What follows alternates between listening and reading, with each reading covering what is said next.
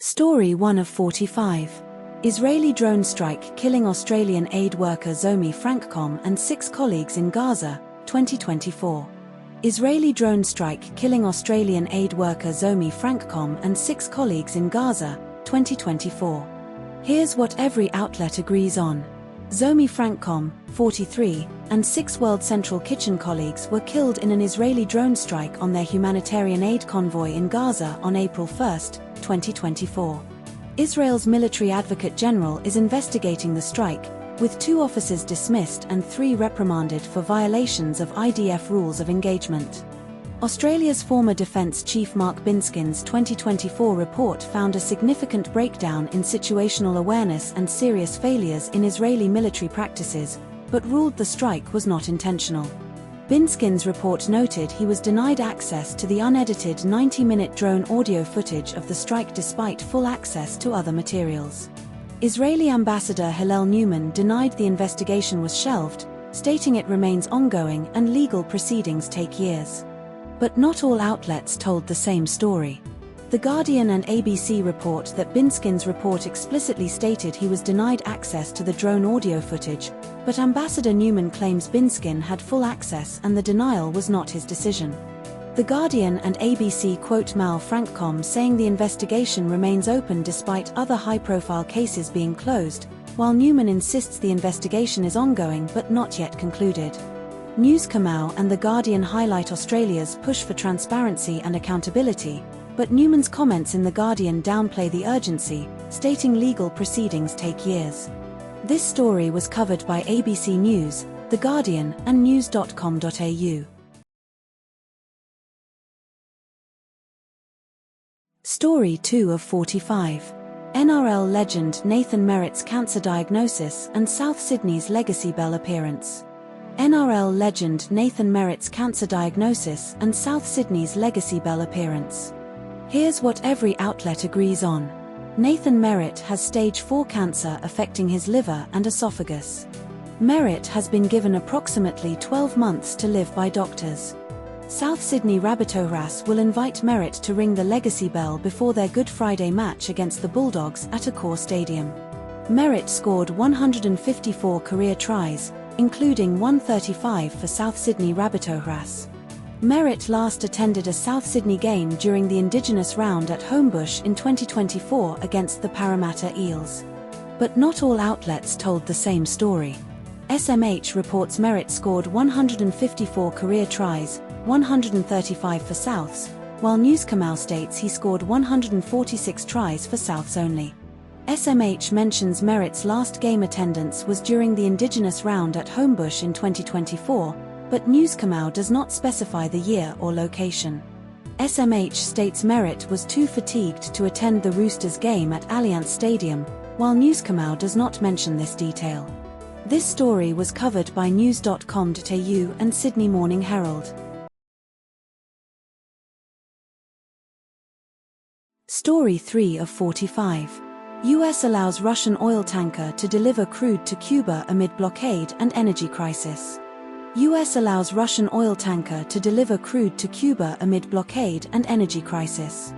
Here's what every outlet agrees on.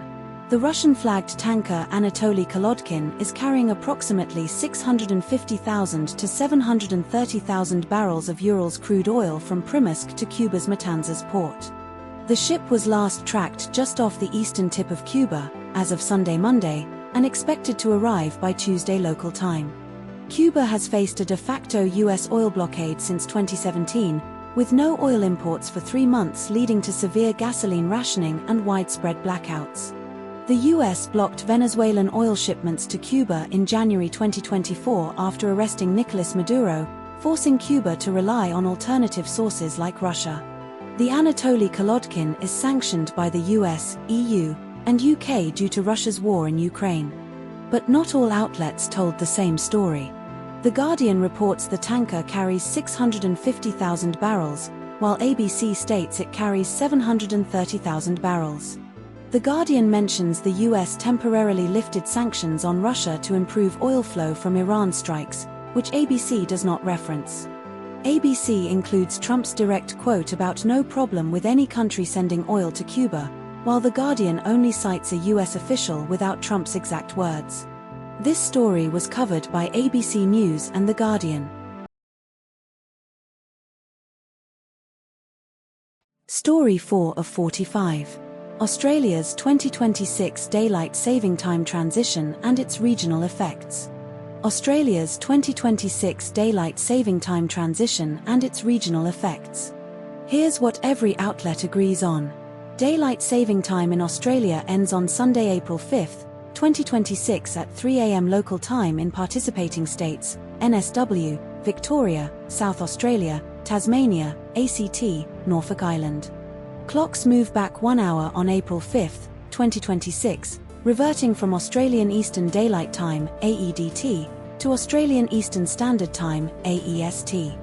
Queensland, Western Australia, the Northern Territory, Christmas Island, and the Cocos, Keeling, Islands do not observe daylight saving time. Daylight saving returns on Sunday, October 4, 2026 in participating states. Smartphones and most digital devices automatically adjust to the time change, but traditional clocks and some appliances require manual adjustment. But not all outlets told the same story. No contradictions found between sources regarding core factual claims about the April 5, 2026 time change. This story was covered by ABC News, The Guardian, and news.com.au. Story 5 of 45. Australia's fuel supply crisis amid Middle East conflict and high demand. Australia's fuel supply crisis amid Middle East conflict and high demand. Here's what every outlet agrees on. Energy Minister Chris Bowen reports 39 days of petrol, 29 days of diesel, and 30 days of jet fuel reserves in Australia as of Easter weekend, all three sources. More than 50 fuel ships are en route to Australia to replenish supplies, Newscomau and Guardian. NSW has the highest number of fuel shortages, with 150 stations out of diesel, Guardian and ABC, and 36 stations completely out of fuel, ABC. The Albanese government confirmed 6 fuel ship cancellations due to the Middle East war were replaced, Newscomau. The federal government announced interest-free loans for businesses impacted by the fuel crisis, Newscomau. But not all outlets told the same story. Newscomau states 182 NSW stations were out of fuel on Good Friday, down from 184, while ABC reports 150 stations without diesel, down from 182, and 36 completely out of fuel, no direct comparison of total out-of-fuel stations between sources. Guardian claims the total number of service stations without diesel in Australia is 312 out of 8,000, while Newscomau does not provide a total but lists state-specific figures that would sum to a higher number, e.g., NSW alone has 182 plus 48 is equal to 230. Newscomau mentions 48 NSW stations entirely out of stock, while ABC states 36 stations are completely out of fuel, no clear reconciliation of these figures. This story was covered by ABC News, The Guardian, and news.com.au. Story 6 of 45. Impact of RBA interchange fee cuts on Qantas Frequent Flyer points earnings and alternatives. Impact of RBA interchange fee cuts on Qantas Frequent Flyer points earnings and alternatives. Here's what every outlet agrees on. Debit and credit surcharges were banned in Australia on October 1, 2023, removing merchant fees for card payments. The Reserve Bank of Australia, RBA, slashed interchange fees for credit cards by 63%, from 0.8% to 0.3%. The 2017 RBA interchange fee reduction led to reduced points earn rates, some by up to a half, and capped sign-up bonuses for credit cards. Qantas Frequent Flyer program covers 50% of the Australian population and offers the most on-the-ground points accrual options. Woolworths, Big W, and BWS provide everyday rewards that convert to Qantas points at a 2-to-1 ratio. But not all outlets told the same story. No contradictions found between sources. This story was covered by Sydney Morning Herald and The Age. Story 7 of 45. 9 men arrested for alleged large-scale cocaine and meth trafficking via Bass Strait using trawlers and mothership. 9 men arrested for alleged large-scale cocaine and meth trafficking via Bass Strait using trawlers and mothership. Here's what every outlet agrees on. 9 men aged between 31 and 72 were arrested in Victoria and Sydney over alleged drug smuggling plans. 8 arrests occurred in Victoria, Morwell, Glenroy, Cranbourne, Cranbourne West, Cranbourne South, Greenvale, and 1 in Sydney, St Clair. The investigation, Operation Bruce Cremorne, lasted 10 months involving Victoria Police, Australian Federal Police, and Australian Border Force. Police suspected the syndicate after a trawler linked to the group sank off Port Albert in May 2023 in rough weather without commercial fishing equipment. The syndicate allegedly attempted multiple times to rendezvous in Bass Strait with a mothership to receive 3.5 tons of cocaine. But not all outlets told the same story. ABC states the trawler sank last year without specifying May, while Guardian specifies May 2023. ABC does not mention the 30 kg meth seizure in Perth or 41 kg cocaine seizure in regional Victoria, only Guardian does. ABC reports the men face charges including firearms offences without specifying, while Guardian does not mention firearms offences separately. This story was covered by ABC News and The Guardian. Story 8 of 45. Angus Taylor's car theft and related political events during fuel crisis protests. Angus Taylor's car theft and related political events during fuel crisis protests. Here's what every outlet agrees on. Angus Taylor's car was stolen on March 27 from an address in Canberra's inner south. The stolen car was located later the same day in Turner, North Canberra, by ACT policing. The vehicle was taken to an ACT policing facility for forensic examination. Investigation remains ongoing. Taylor was due to attend a joint coalition press conference at a petrol station on March 27 with Matt Canavan and Bridget McKenzie. Taylor's office declined to comment on the car theft. But not all outlets told the same story. News Kamau states the car was taken to an ACT policing facility for examination, while SMH does not specify this detail but confirms the same location, Turner, and ongoing investigation. SMH implies the car theft was the reason Taylor appeared in a shirt, while News Kamau does not mention this as a reason. SMH includes additional unrelated details about Gina Reinhardt's pack attendance and Joe Hockey's walk, which are not in News Kamau. This story was covered by news.com.au and Sydney Morning Herald. Story 9 of 45. Trump appoints JD Vance as fraud czar targeting Democratic states with fraud crackdowns. Trump appoints JD Vance as fraud czar targeting Democratic states with fraud crackdowns. Here's what every outlet agrees on. Donald Trump announced JD Vance as the new fraud czar on April 2, 2024, via Truth Social post. 8 people were arrested in California on April 4, 2024, for allegedly committing over $50 million in Medicare healthcare fraud. The arrests were part of Operation Never Say Die, targeting sham hospice care facilities in Southern California. The accused included healthcare professionals like nurses and a psychologist who allegedly used non-terminal patients as Medicare beneficiaries. The U.S. Department of Justice stated the arrests were tied to sham hospice care facilities in Southern California. But not all outlets told the same story. Article 1 claims Trump's DOJ is gutting the U.S. Attorney's Office and crippling fraud prosecutions, while no such claim appears in Article 2. Article 1 quotes Minnesota Governor Tim Walz denying fraud allegations and criticizing Trump's DOJ actions, but Article 2 does not include this rebuttal. Article 1 states Trump previously claimed more fraud in California than in Minnesota, but Article 2 does not mention this specific comparison. This story was covered by The Guardian.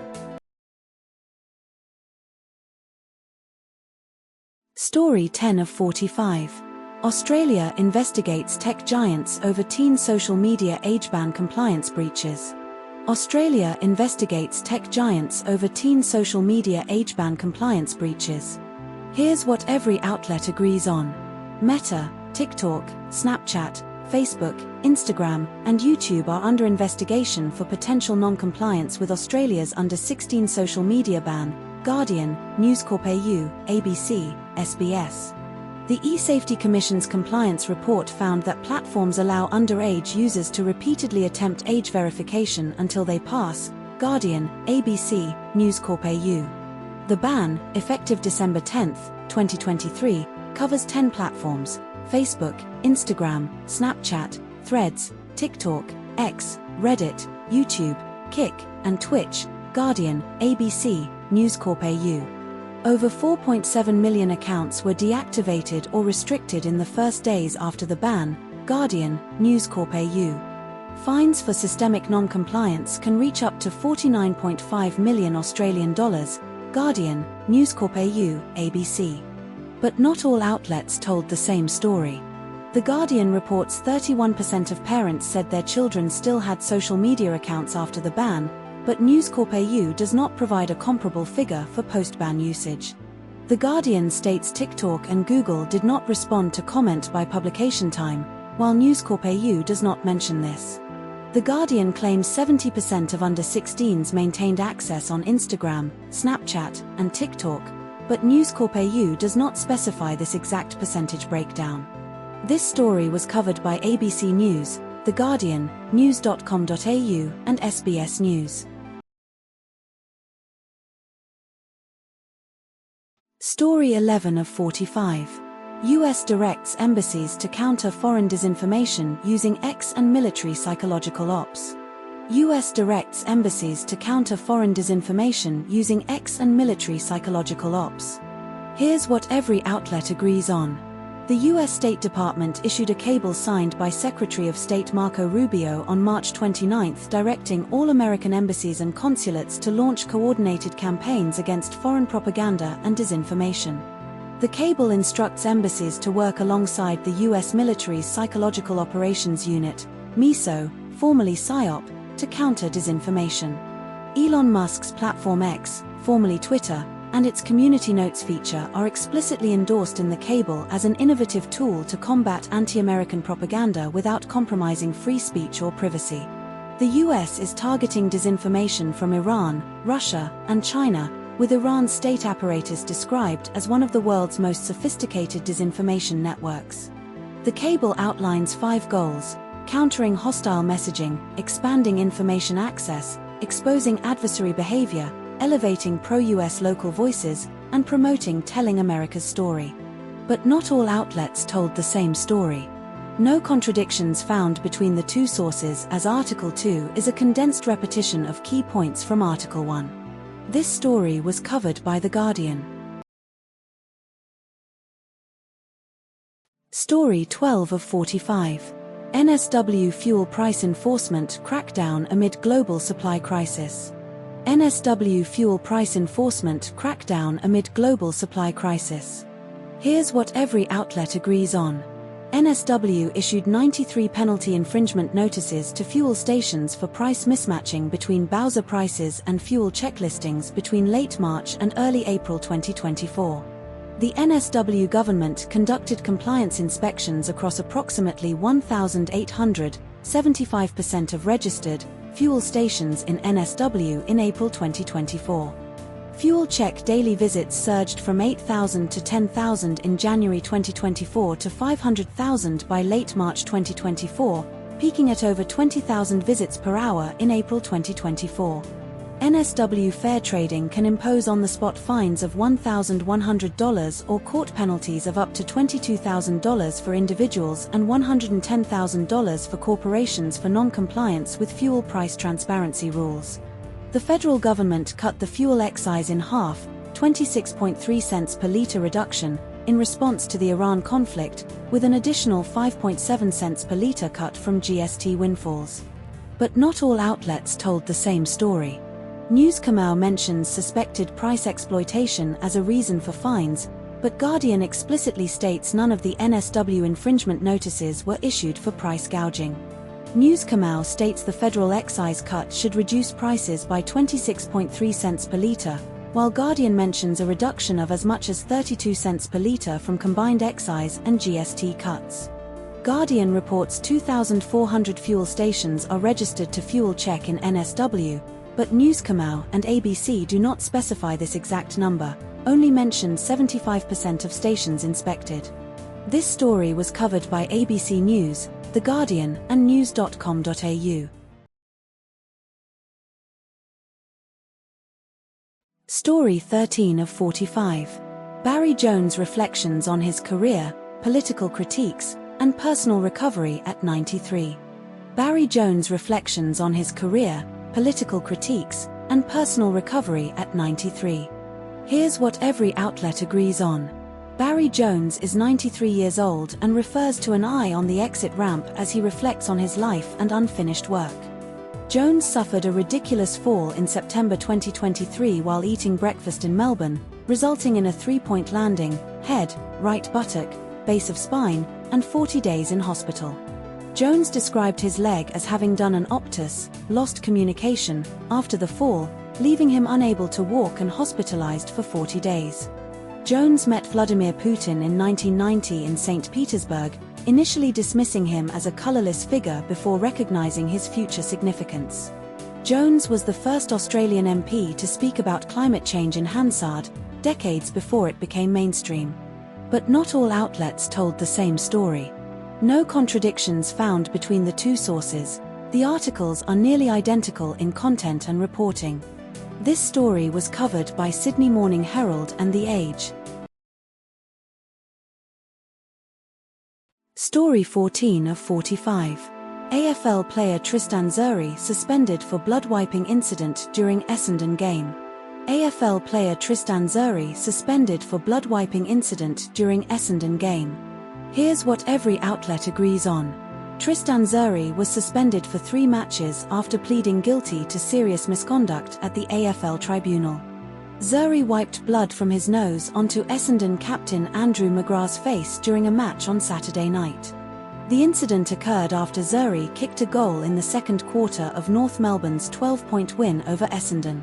Xerri admitted to the tribunal that he knew there was blood on his hand before wiping it on McGrath's face. Tribunal chairman Jeff Gleeson KC described the act as disgraceful behavior and noted Xerri's hand was near McGrath's open mouth.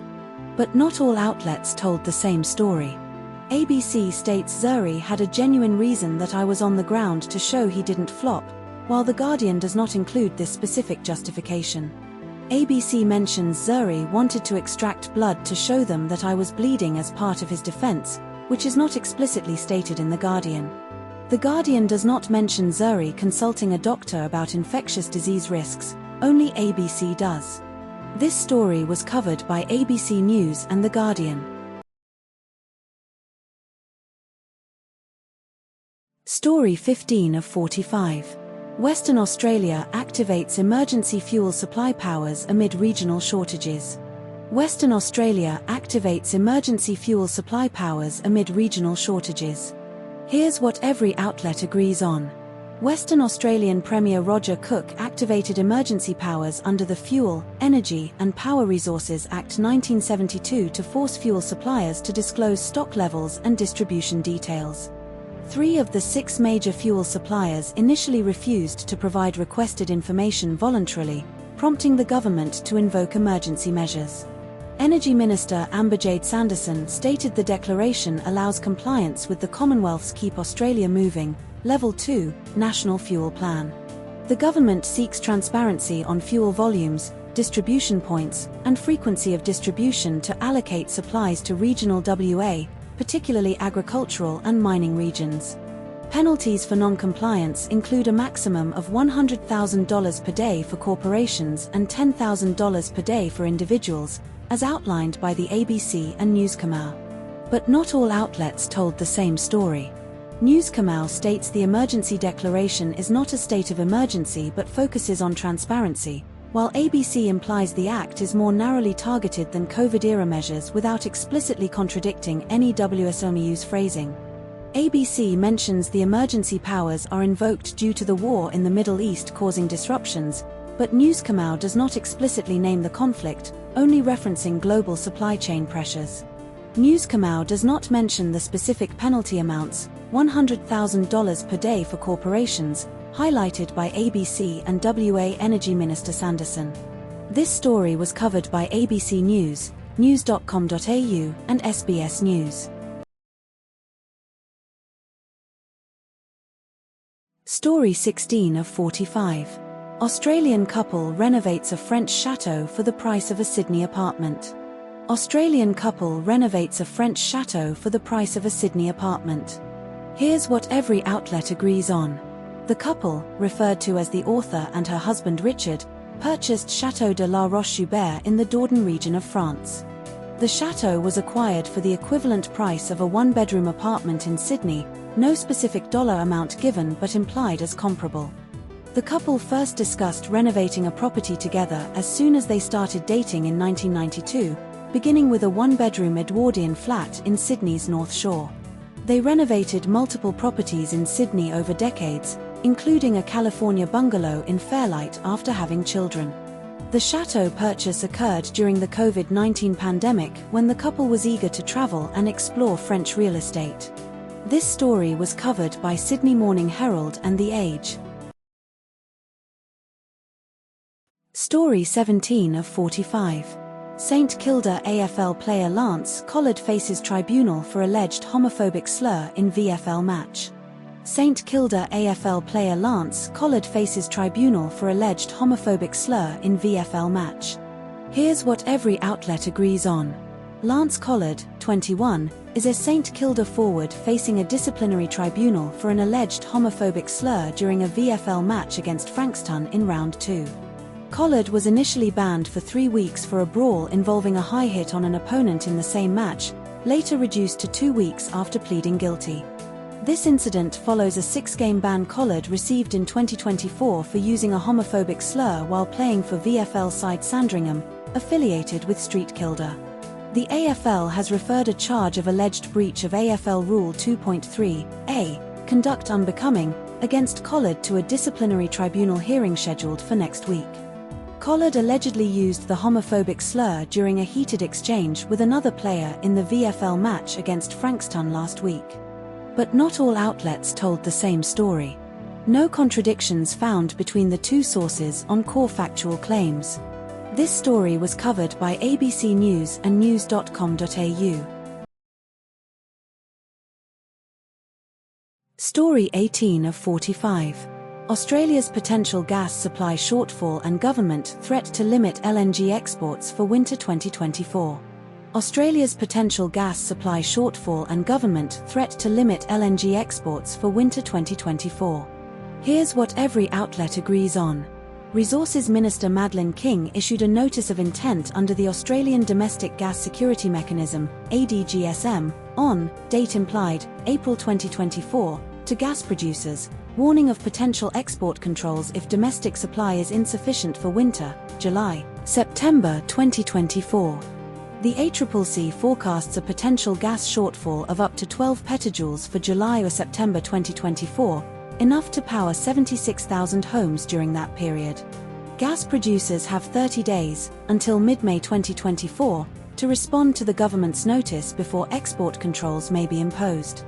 The heads of agreement ensuring domestic gas supply expired at the start of 2024, and no new agreement has been reached between the government and the gas sector. Madeleine King stated the notice is a precautionary measure and Australia's domestic gas supply is currently secure, but intervention may occur if risks emerge due to Middle East conflicts. But not all outlets told the same story. ABC states the government is exploring options for a new tax on gas and thermal coal exports ahead of the budget, but Newscomau does not mention this tax proposal. ABC highlights that Santos is not exporting at full capacity due to domestic prioritisation, while Newscomau omits this specific detail about Santos capacity. ABC reports the ACCC's Gina Casc-Gottlieb explicitly warned that higher international gas prices may incentivise higher exports from Australia, but Newscomau does not attribute this quote or detail the ACCC's broader concerns about price impacts. This story was covered by ABC News and news.com.au. Story 19 of 45. Australia's fuel crisis and government response to Middle East war-driven price spikes.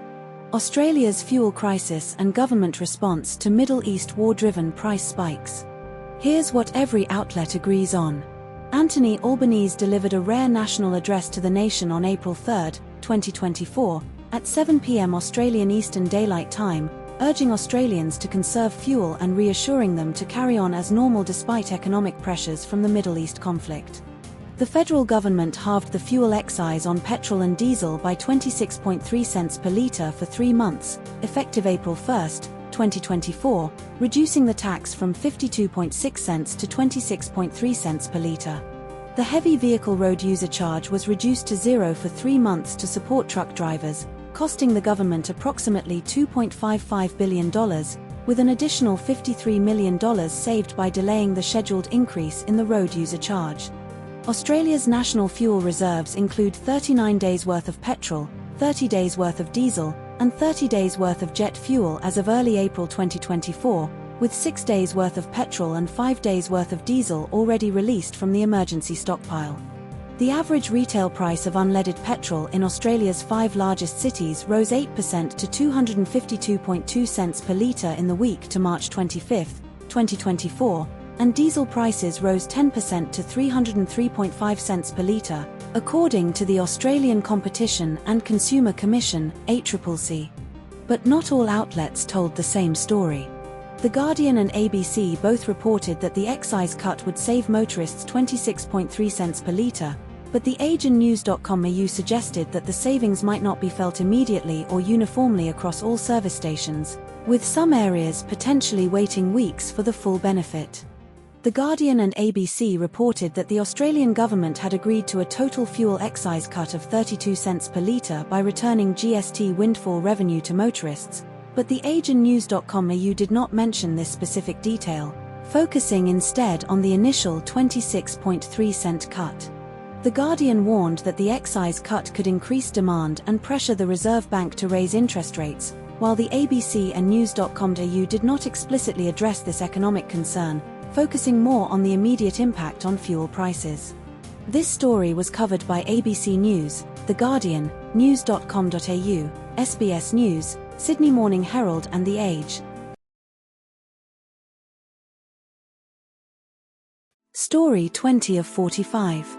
Kieran Foran's debut as Manly Sea Eagles interim head coach and his first NRL match against the Dolphins.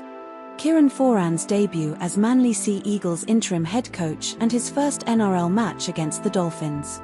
Here's what every outlet agrees on. Kieran Foran took over as Manly Sea Eagles head coach after Anthony Seibold was sacked on Friday, the 12th of April, 2024. Foran's first match as head coach is against the Dolphins at Redcliffe on Thursday night, the 18th of April, 2024. Foran is 35 years old and is among the youngest to take charge of an NRL side this century. 9 of Foran's former Manly teammates from 2022 remain at the club. Foran has only made one forced change for the Dolphins match, insisting he won't rip up Manly's squad. But not all outlets told the same story. Article 1 states Foran's first match is on Thursday night, while Article 2's live blog implies the match is already underway or imminent. No direct contradiction, but timing phrasing differs. No contradictions found in verifiable facts between sources. This story was covered by ABC News. Story 21 of 45. TT Line ferry price surcharge due to fuel cost increases. TT Line ferry price surcharge due to fuel cost increases. Here's what every outlet agrees on. TT Line introduced a 15% fuel surcharge on new Spirit of Tasmania ferry tickets effective immediately, or from tomorrow. Fuel prices for TT Line increased by 80%, leading to projected $50 million in losses. The surcharge applies only to new ticket purchases, not existing bookings. TT Line chairman Ken Konofsky stated the surcharge is temporary and will be reviewed regularly. Freight customers already pay a fuel levy under existing contracts. But not all outlets told the same story. Newscomau states the surcharge is temporary and will be reviewed regularly but does not explicitly mention the possibility of it remaining indefinitely, while ABC explicitly states the surcharge may remain at some level even after fuel prices drop. Newscomer mentions the surcharge is not intended to generate profit but does not explicitly state the company's financial position before the surcharge, while ABC explicitly states TT Line was declared insolvent by Tasmania's Auditor-General last year. This story was covered by ABC News and news.com.au. Story 22 of 45. Tiger Woods Florida DUI arrest and crash after looking at phone and changing radio. Tiger Woods Florida DUI arrest and crash after looking at phone and changing radio. Here's what every outlet agrees on. Tiger Woods was arrested on March 27, 2025, in Martin County, Florida, for driving under the influence, DUI, after crashing his Land Rover on Jupiter Island. Woods was the sole occupant of his overturned SUV and exited through the passenger side due to the rollover. No injuries were reported to Woods or the other driver, Jeremy Bullard. Deputy Tatiana Levener conducted field sobriety tests and observed Woods showing signs of impairment, including slow movements, sweating, and difficulty maintaining balance. Woods admitted to taking a few medications earlier in the day, including hydrocodone, Norco, pills found in his pocket during the arrest. Woods refused a urine test but submitted to a breath test that showed no alcohol in his system. He was released on $1,150 bail after 8 hours. But not all outlets told the same story. ABC reports the truck damage was $7,254, while The Guardian estimates it at roughly $5,000. The Guardian's affidavit states Woods crossed into oncoming traffic to pass the truck, but ABC and other sources only mention he clipped the truck without specifying lane changes. ABC and Guardian both report Woods refused a urine test, but only ABC explicitly states this refusal is a misdemeanor under Florida's 2024 law change. This story was covered by ABC News and The Guardian. Story 23 of 45. Tropical Cyclone Narelle's rare landfall and blood-red sky phenomenon in Western Australia. Tropical Cyclone Narelle's rare landfall and blood-red sky phenomenon in Western Australia. Here's what every outlet agrees on. Tropical Cyclone Narelle made landfall in Western Australia on Friday, the 27th of March, 2013, near Exmouth, about 900 kilometers north of Perth. The sky turned a deep red or blood-red color in Shark Bay, Denham, ahead of Cyclone Narelle's arrival due to iron-rich dust stirred by strong winds. The red sky was caused by iron-rich, rust-colored soil from the Pilbara region being lifted by Cyclone Narelle's winds and carried to Shark Bay. Cyclone Narelle was the first storm in over 20 years to make landfall in 3 of Australia's states or territories. The phenomenon lasted several hours, beginning around midday, and cleared quickly as the cyclone's winds intensified and rain fell. But not all outlets told the same story. The Guardian does not mention the specific time, 3:30 p.m., when the sky turned red, while ABC provides this exact timestamp from a local resident. The Guardian does not reference the worldwide news coverage or specific outlets, NYT, CNN, etc., as prominently as ABC.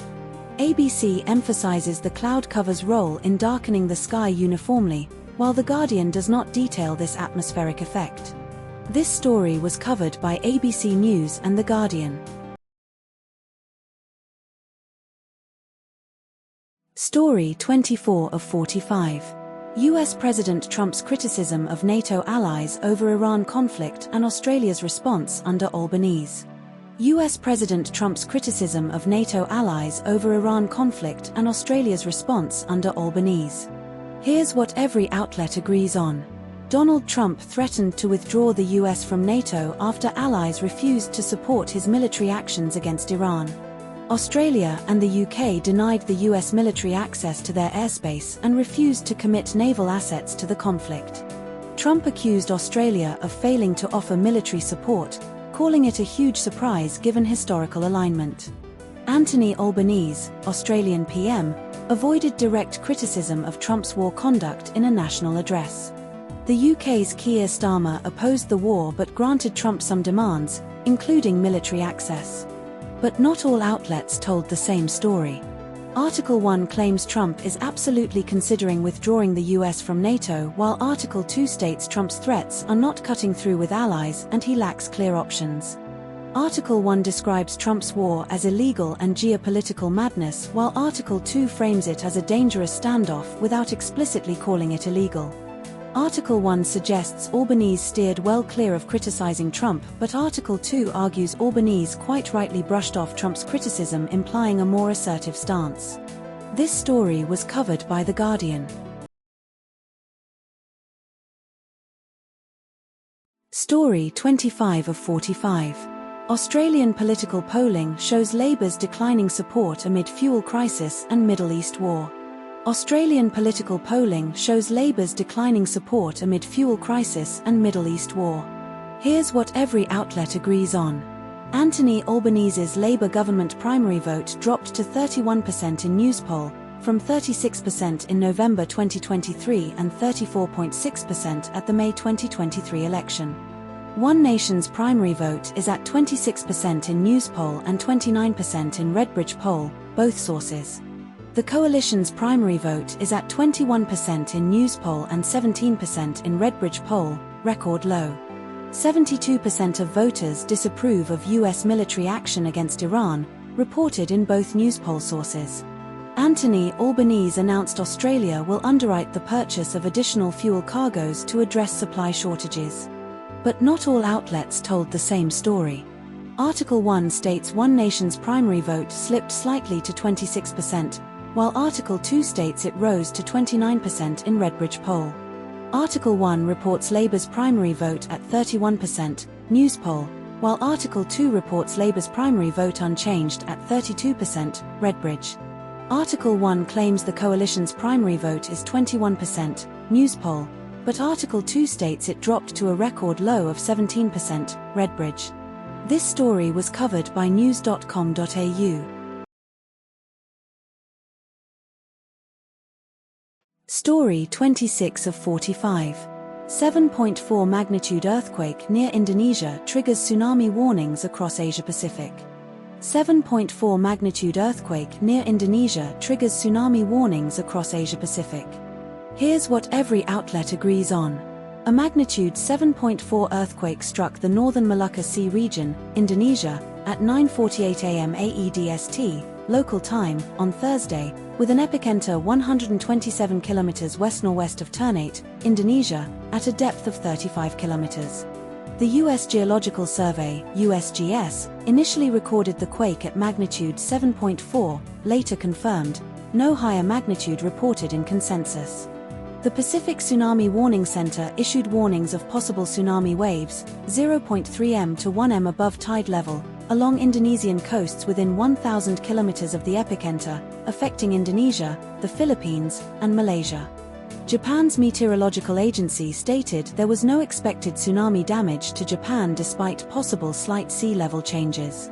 Australia's Bureau of Meteorology confirmed no tsunami threat to the Australian mainland, islands, or territories. But not all outlets told the same story. The Guardian initially reported the quake's magnitude as 7.8, later corrected to 7.4, while all other sources confirmed 7.4 as the final magnitude. The Guardian's AFP journalist reported no significant damage in Manado, while ABC reported one death from falling rubble and ongoing damage assessments. The Guardian mentioned slight sea level changes in Japan but no expected damage, while ABC explicitly stated Japan may see waves of up to 0.2 m but no damage expected, no contradiction, but ABC added specificity. This story was covered by ABC News, The Guardian, and news.com.au. Story 27 of 45. US-Iran conflict escalation with Trump's threats and regional fallout. US-Iran conflict escalation with Trump's threats and regional fallout. Here's what every outlet agrees on. Donald Trump threatened to obliterate Iran's electric generating plants, oil wells, Karg Island, and possibly all desalinization plants if a ceasefire deal is not reached by April 6, Guardian, News.com.au, ABC. Iran's Foreign Ministry spokesperson Esmail Baghai stated US peace proposals were excessive, unrealistic, and irrational, Guardian, ABC. Iran has denied direct negotiations with the US, only engaging through intermediaries, Guardian, ABC. Thousands of US troops, including 2,500 Marines, have arrived in the Middle East, with additional forces building capacity for potential future operations, Guardian, ABC. Oil prices are on track for a record monthly rise, with Brent crude up 54% since March, Guardian. But not all outlets told the same story. The Guardian reports Trump's deadline is April 6, but Newscomiu does not specify a deadline beyond until the 6th of April, no explicit confirmation of April 6. The Guardian states Iran's parliament is considering exiting the Nuclear Non-Proliferation Treaty, but ABC does not mention this explicitly. The Guardian reports Spain closed its airspace to US planes, but ABC does not mention this. This story was covered by ABC News, The Guardian, and news.com.au. Story 28 of 45. Tottenham Hotspur fires interim manager Igor Tudor amid relegation crisis. Tottenham Hotspur fires interim manager Igor Tudor amid relegation crisis. Here's what every outlet agrees on. Tottenham parted ways with interim manager Igor Tudor after 7 league matches and 44 days in charge. Tudor was hired on February 14, 2024, with a contract until the end of the season. Tottenham lost 5 of Tudor's 7 league matches, including a 3-0 home defeat to Nottingham Forest on March 22, 2024. The club sits 1 point above relegation with 7 games remaining in the Premier League season. Tottenham's 49-year top-flight streak is at risk, with their last relegation in 1976-77. But not all outlets told the same story. ABC states Tudor lost 5 of his 7 league matches, while The Guardian implies he took 1 point from 5 league matches, suggesting a draw against Liverpool. ABC lists Roberto De Zerbi, Eddie Hutter, Sean Dyche, and Ryan Mason as potential replacements, while The Guardian does not mention De Zerbi or Hutter. ABC mentions Harry Redknapp expressing interest before Tudor's departure, but The Guardian does not mention this.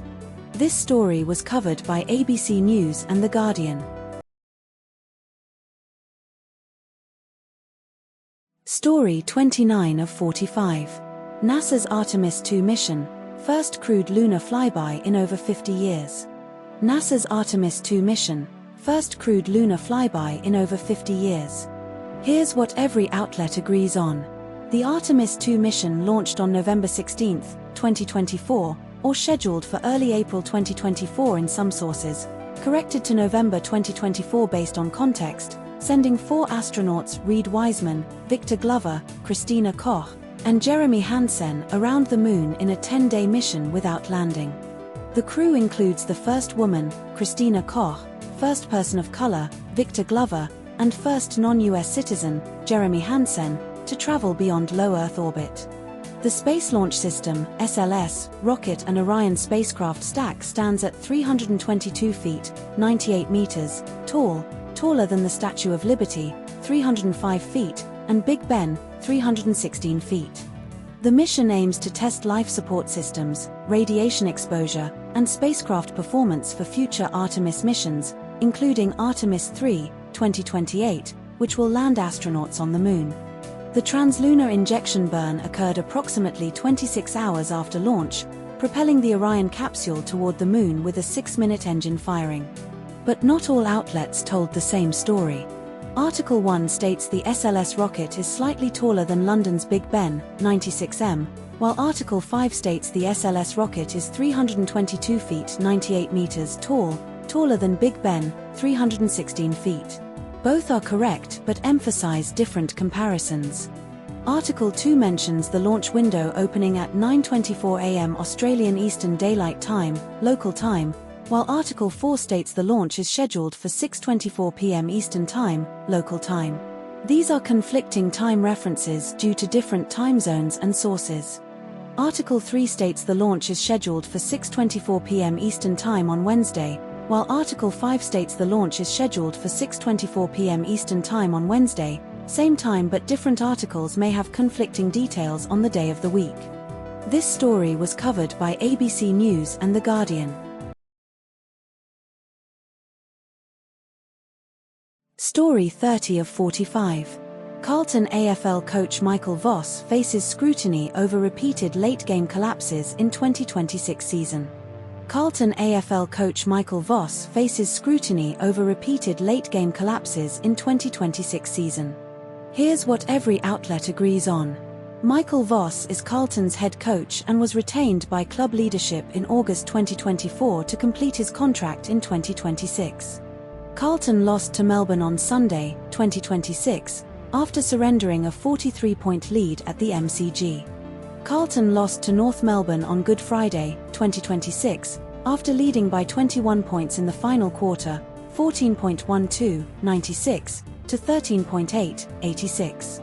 Carlton has lost 9 times after leading at half-time since the start of the 2025 season, including the 2024 preliminary final loss to Brisbane.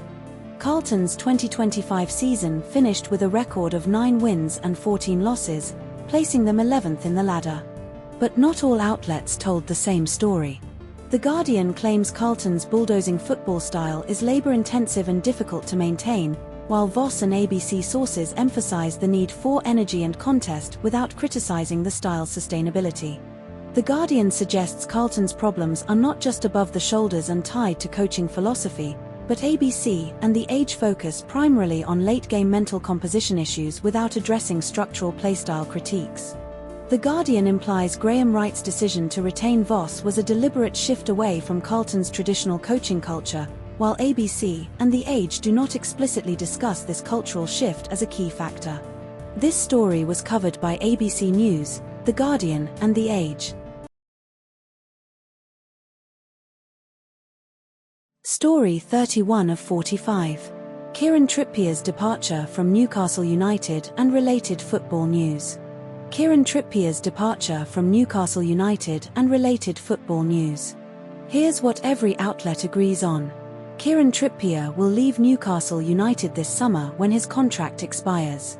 Trippier joined Newcastle from Atletico Madrid in January 2022 for £12 million. He made over 150 appearances for Newcastle, scoring 4 goals, and was part of the 2023 Carabao Cup winning team that beat Liverpool at Wembley. Trippier was Newcastle's first signing under Eddie Howe and helped lead the club to 2 Champions League qualifications. Trippier's departure was long expected, with his contract not being extended. But not all outlets told the same story. No contradictions found between the 2 Guardian articles regarding Trippier's departure. This story was covered by The Guardian. Story 32 of 45. US Vice President JD Vance's comments on UFOs UAPs and his belief in extraterrestrial beings as demons. US Vice President JD Vance's comments on UFOs UAPs and his belief in extraterrestrial beings as demons. Here's what every outlet agrees on. JD Vance appeared on the conservative podcast The Benny Show, released on Saturday, June 2024, discussing his obsession with UFOs and unidentified anomalous phenomena, UAPs. Vance stated he has not yet reviewed the UAP files that President Trump has promised to release, replying, "I actually haven't," when asked about them. Vance claimed he does not believe in aliens but instead considers them demons, referencing a Christian understanding of supernatural beings. The U.S. Cybersecurity and Infrastructure Security Agency, CISA, registered the domains alien.gov and aliens.gov in May 2024, adding them to the official government website registry.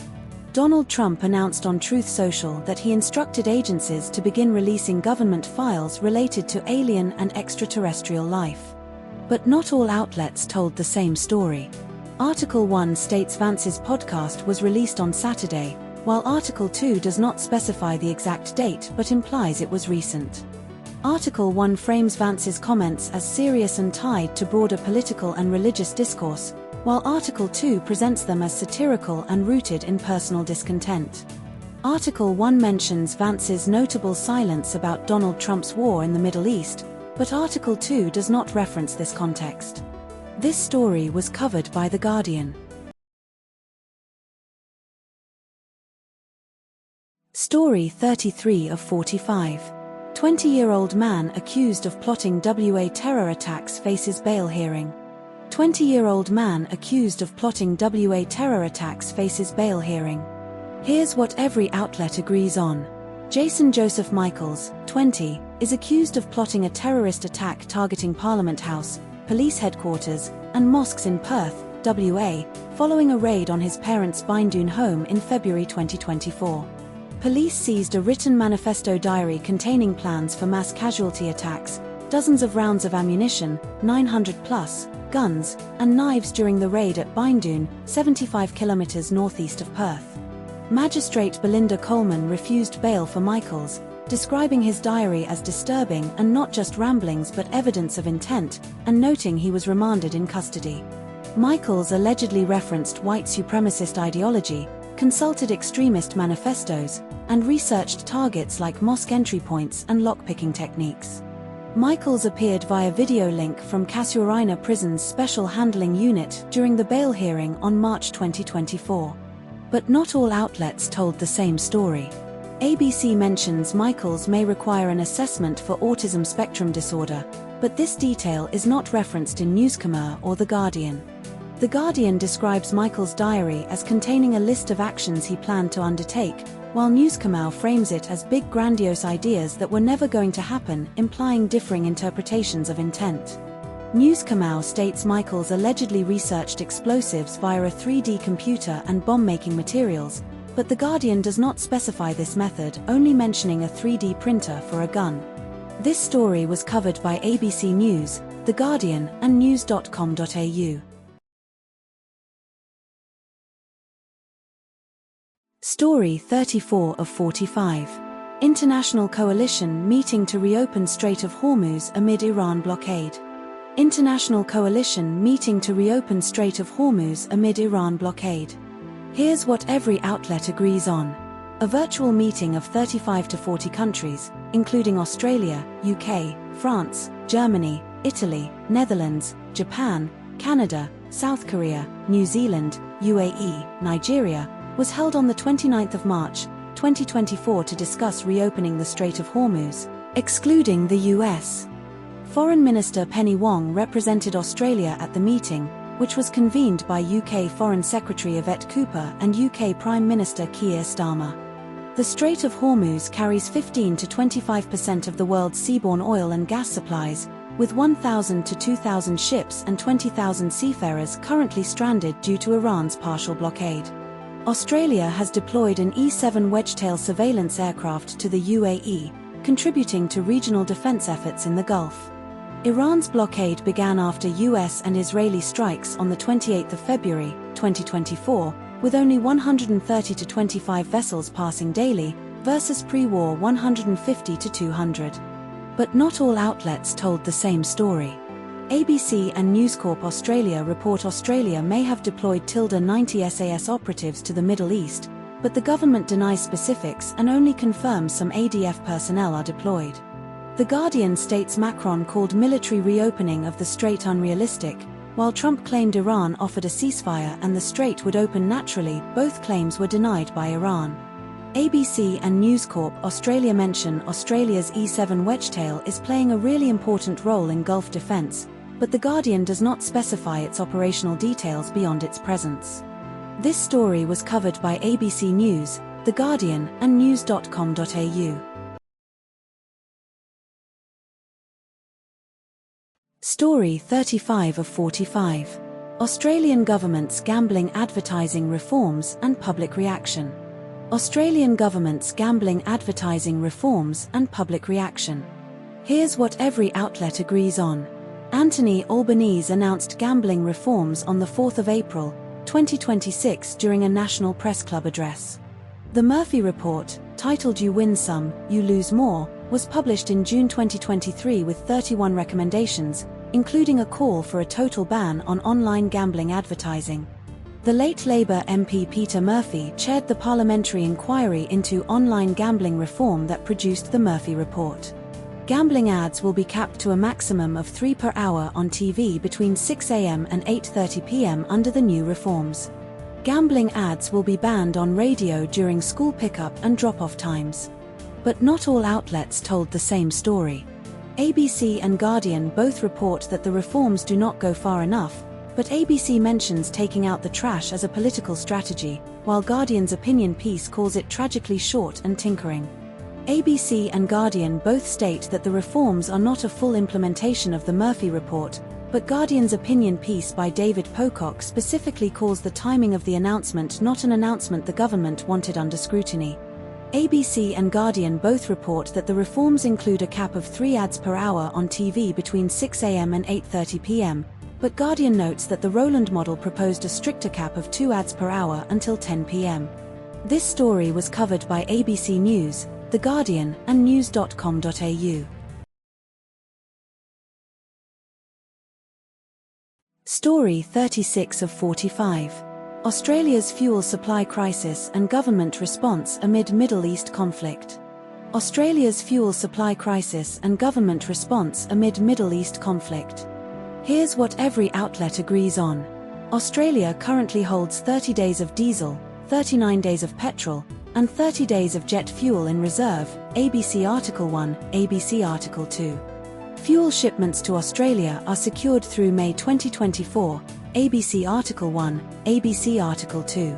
Government modelling from mid-March assumed rationing would begin if fuel stockpiles dropped to 10 days, ABC Article 1, ABC Article 2. Voluntary measures to reduce fuel consumption would activate if stockpiles fell to 15 days, ABC Article 1, ABC Article 2. The federal government cut the fuel excise by 26.3 cents per litre starting April 1st, saving motorists $19 per 65-litre tank, ABC Article 1, ABC Article 2. But not all outlets told the same story. ABC Article 1 states the government has passed legislation to underwrite future fuel shipments, but ABC Article 2 does not mention this legislation explicitly. ABC Article 1 quotes Prime Minister Albanese dismissing modelling as speculation, while ABC Article 2 describes the modelling as preliminary analysis without direct dismissal. ABC Article 1 reports 457 service stations without diesel and 125 without petrol as of April 2024, but ABC Article 2 does not include these specific numbers. This story was covered by ABC News. Story 37 of 45. Zac Lomax's delayed rugby union debut with Western Force against Queensland Reds. Zac Lomax's delayed rugby union debut with Western Force against Queensland Reds. Here's what every outlet agrees on. Zac Lomax is a former NSW State of Origin star who joined Western Force after leaving Parramatta Eels without an NRL contract. Lomax scored 2 tries for NSW in the 2025 State of Origin opener, 18-6 win over Queensland, at Lang Park. Lomax scored 2 tries for Parramatta Eels in a 2024 NRL match against Brisbane at Lang Park, July 2024. Western Force and Queensland Reds are playing at Lang Park on Saturday 7:35 p.m. Australian Eastern Daylight Time, Super Rugby Pacific Round 8. Lomax was named on the Western Force bench for the match against Queensland Reds. But not all outlets told the same story. Article 1 states Lomax was available for selection this week for Force's match against Reds, but Article 2 and 3 confirm he was ruled out due to injury, hamstring tightness, and only named on the bench. Article 1 says Lomax could be selected for his Force debut against Reds, while Article 2 states he was ruled out an hour before kickoff and not selected at all. Article 1 mentions Lomax was left without a rugby league contract after Parramatta Eels granted him an early release, but Article 3 clarifies the release was to join A360 and the Eels rejected compensation from Melbourne Storm. This story was covered by ABC News. Story 38 of 45. Fuel crisis impacts Australian tourism and travel plans ahead of Easter 2025. Fuel crisis impacts Australian tourism and travel plans ahead of Easter 2025. Here's what every outlet agrees on. Rising fuel prices due to Middle East conflict are causing cancellations and operational disruptions across Australia's tourism sector. Southern Queensland tourism operators, e.g., Paradise Resort, Noosa Quad Bike Tours, Drop Bear Adventures, report significant booking losses. Paradise Resort down 10%, Noosa Quad Bike Tours down 60%, Drop Bear Adventures lost $10,000 to cancellations. Fuel prices on K'gari, Fraser Island, reached $4.25 per litre, among the highest in Queensland and Australia. Tourism Research Australia data shows overnight visitor spending fell $2.3 billion nationally in 2025, with Queensland, $379 million, NSW, $410 million, and Victoria, $1.2 billion, hardest hit. The federal government announced a cut to the fuel excise to mitigate costs, welcomed by operators like Darren Smith, Coastal Cruises Mululaba, and others. But not all outlets told the same story. Article 1 states K'gari fuel prices are the highest in Queensland and among the priciest in Australia, while Article 2 does not mention regional price comparisons. Article 1 reports strong Easter weekend bookings for North Stradbroke Island ferries and Gold Coast Airport, but Article 2 does not discuss these specifics. Article 1 cites RACQ's $4.25 per litre claim for K'gari as the highest in Queensland, but Article 2 does not reference this exact figure or regional pricing. This story was covered by ABC News. Story 39 of 45. Philippines faces severe economic crisis due to oil price surges from Middle East conflict. Philippines faces severe economic crisis due to oil price surges from Middle East conflict. Here's what every outlet agrees on.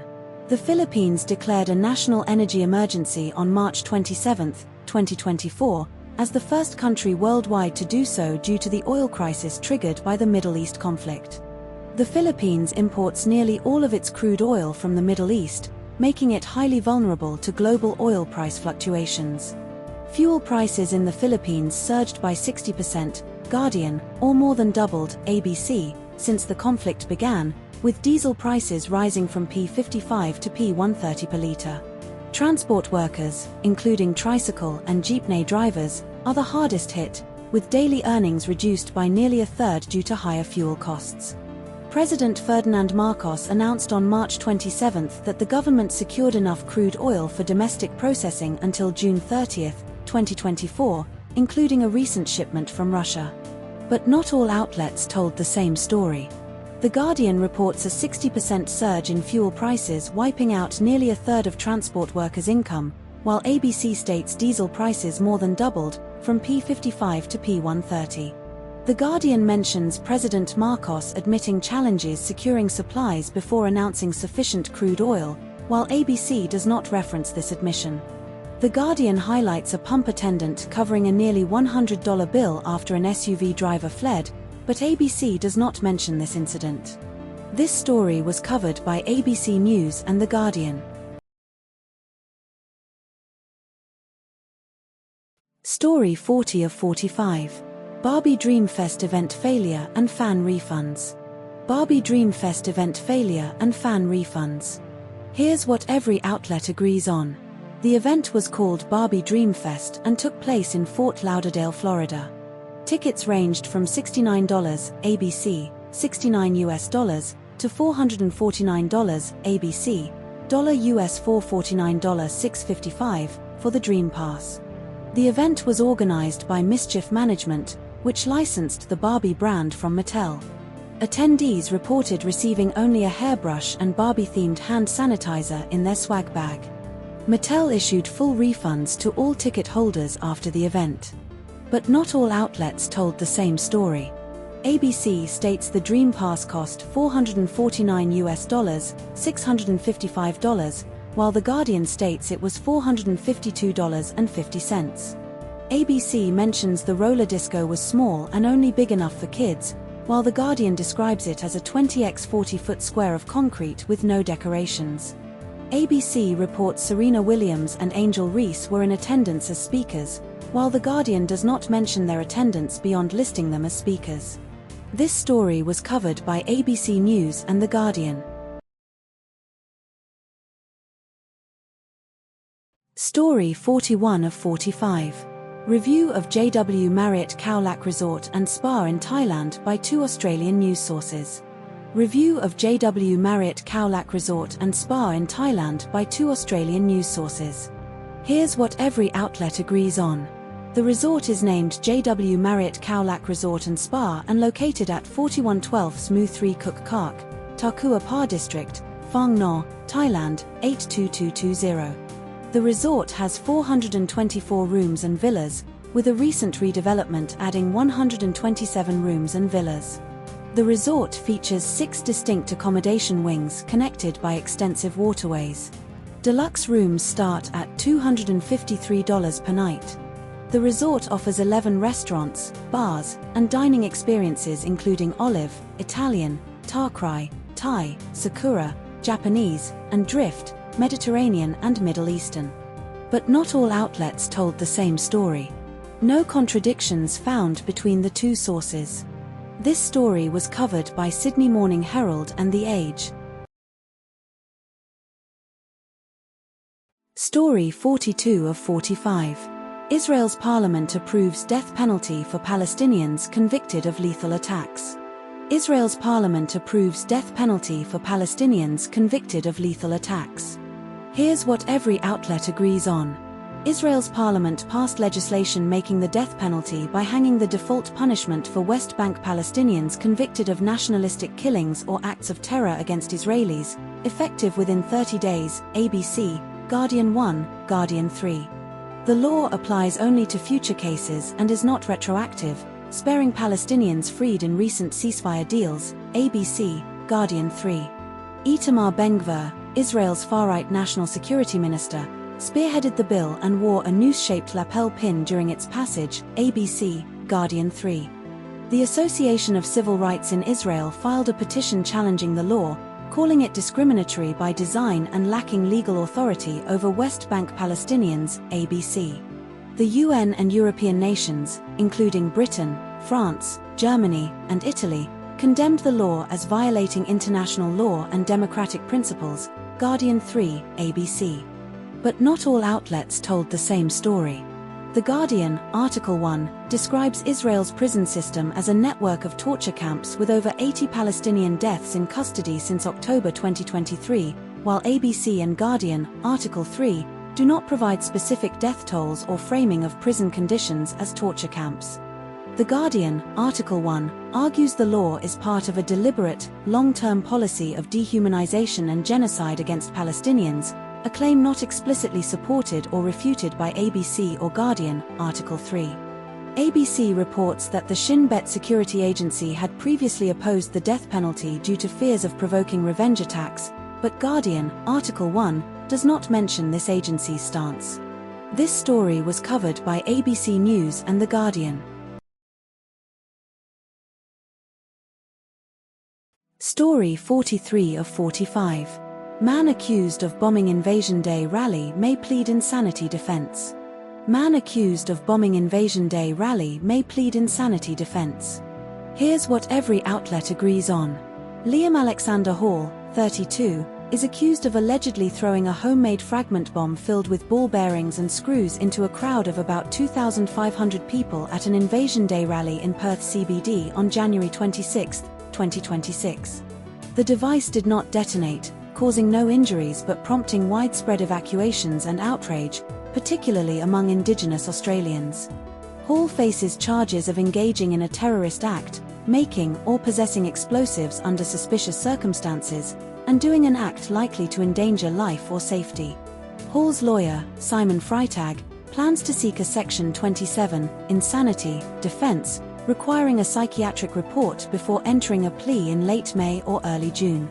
Hall is currently detained at Western Australia's Franklin Centre psychiatric facility for criminally insane prisoners. But not all outlets told the same story. ABC and News Corp Australia both cite WA Police Commissioner Col Blanche or AFP Commissioner Christy Barrett for the nationalist racially motivated claim, but The Guardian does not attribute this directly to a police commissioner and omits the exact phrasing used by ABC. The Guardian states Hall was scheduled to appear via video link from the Franklin Centre but did not attend, while ABC and News Corp Australia do not mention the video link method. ABC and News Corp Australia report Hall did not attend a court appearance for medical reasons, but The Guardian does not specify this reason for his absence. This story was covered by ABC News, The Guardian, and news.com.au. Story 44 of 45. DNA evidence confirms Ted Bundy's link to 1974 Utah murder of Laura and Aim.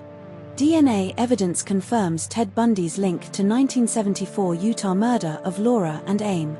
Here's what every outlet agrees on. Laura and Aim, 17, went missing on Halloween night, October 31, 1974, after leaving a party alone to go to a convenience store in Utah. Her body was found about a month later, November-December 1974, on the side of a highway in American Fork Canyon, bound, beaten, and without clothing. Investigators long suspected Ted Bundy was responsible, as he verbally acknowledged culpability leading up to his 1989 execution.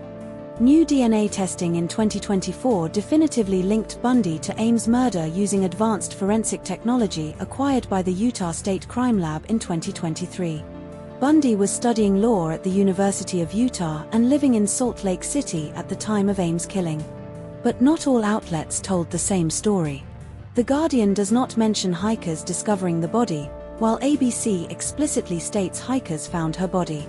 ABC implies Aim was kept alive for several days post-abduction, but The Guardian does not specify this detail. ABC provides explicit details about Bundy's 1977 escape from a Colorado courthouse window, which The Guardian omits. This story was covered by ABC News and The Guardian. Story 45 of 45. Nicole Didone's prison sentence for running One Taste's orgasmic meditation scheme. Nicole Didone's prison sentence for running One Taste's orgasmic meditation scheme. Here's what every outlet agrees on. Nicole Didone was sentenced to 9 years in federal prison for forced labor conspiracy in March 2024. Didone was ordered to forfeit $12 million and 7 victims received roughly $890,000 in restitution. One Taste's orgasmic meditation, OM, practice involved women lying unclothed in a nest while men stroked their clitoris for 15 minutes in a goalless session. Didone sold One Taste for $12 million in 2017, a year before controversies emerged. Rachel Cherwitz, One Taste's former sales director, was sentenced to 6.5 years in prison for her role in the scheme. But not all outlets told the same story. Article 1 states Didone was sentenced in March, but Article 2 clarifies the sentencing hearing occurred in March 2024 with conviction in June 2023. Article 1 implies Didone's first OM experience was a one-time event leading to her practice development, while Article 2 frames it as part of her early experimentation without detailing the timeline. Article 1 mentions Didone's TEDx talk from 2011 describing her OM origins, but Article 2 does not reference this talk. This story was covered by The Guardian.